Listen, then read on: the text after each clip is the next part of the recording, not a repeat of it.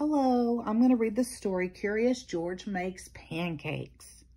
This is George. George was a good little monkey and always very curious. One morning, the man with the yellow hat woke George early. "Time to get up, George," he said. "The pancake breakfast is today." George loved the pancake breakfast. It was a fundraiser held every year to make money for special programs at the Children's Hospital. Besides eating pancakes, there were all kinds of games to play. Even the mayor came to play and eat. But first, he gave a welcome speech. "Thank you all for coming," the mayor said. "We appreciate your generous support." He thanked all the volunteers who were helping that day, and finally he said, "Please enjoy yourselves and the pancakes." When the mayor finished, the man with the yellow hat said, "George, I'm going to buy our tickets. Please wait here and don't be too curious." George waited like a good little monkey, but something smelled good. Could it be the pancakes? George was curious. He followed the delicious smell and found a whole griddle full of pancakes. George watched as a man poured little batter circles and flipped them up in the air. It looked like fun to make pancakes. George wanted to help. On a table near the griddle was a basket full of blueberries. These pancakes need blueberries, George thought, and he sprinkled some on top. Meanwhile, the man at the griddle was so busy he didn't even notice the little monkey helping him. But the line grew and grew. George's pancakes were a hit. Soon everyone wanted them, and the man could not keep up. "Please wait," he said to someone holding an empty plate. "I need to find an assistant to help me." And just like that, he was gone. George looked at the people waiting in line and then at the empty griddle. Why, he could make the pancakes. He could be the assistant. George poured the batter into nice round circles. Next, he added blueberries. He waited just a minute to let the pancakes cook. Then he flipped them over. And last, he added syrup.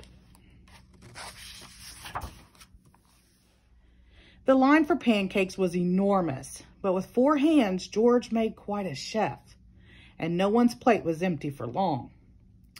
"I've been coming to this breakfast for years," a man said, "but I've never seen pancakes made like this before." "I've never eaten this many pancakes before," said a girl. "I didn't even like pancakes before," said another girl, and they all lined up for more. When the man returned with his new assistant, he was shocked to see a monkey making pancakes. "This is no place for a monkey," he yelled, and he began to chase George. George didn't mean to cause trouble. He'd only wanted to help. Now he only wanted to get away. Quickly, George found a place to hide, and the man and his assistant ran right by. But where did George go? Do you see George hiding? There he is. He's hiding good, isn't he?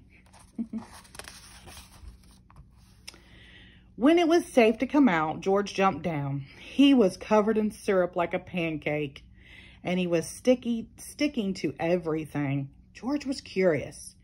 Could these napkins help him get clean? No, the napkins only made it worse. What George needed was some water to wash with. Why, here was the perfect thing. George climbed up. This would do the trick for a sticky monkey. George sat on the bench and splashed himself with water, but all of a sudden, splash! George was in the water. What a surprise. George climbed up again and splashed back down. He'd never been in a dunk tank before, and he'd never had so much fun getting clean. Soon everyone was having fun, and the line at the dunk tank grew even longer than the line for pancakes. Later, the mayor came by. "I've heard all about your delicious pancakes," he said. "You've made our fundraiser a big success, and I have a special favor to ask you." At the end of the day, George got to present the money from the fundraiser to the president of the hospital. "Thanks to you, George, this has been our best year ever," she said. "Will you come back and make pancakes again next year?" George nodded and everyone cheered. The end. Thank you.